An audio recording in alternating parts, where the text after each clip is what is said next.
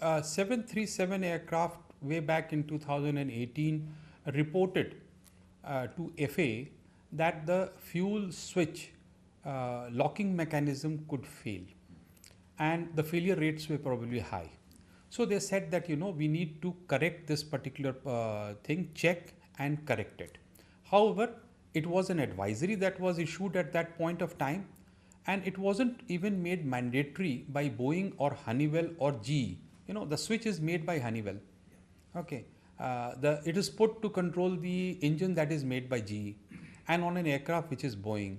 So FAA advisory was most applicable to all these three companies, because they are anyway based in America, and it is first applicable to them.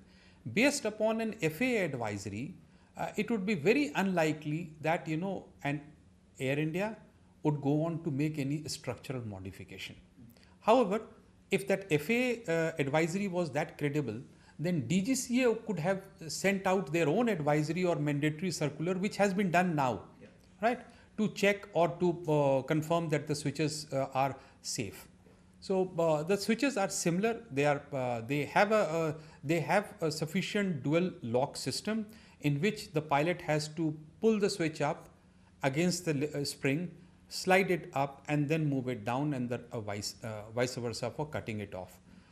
In my opinion, it moving from one slot to another on its own is a very unlikely event. But how can I comment on this if FAA says it is likely? That is why maybe the AIB is looking in the direction that could it have probably failed.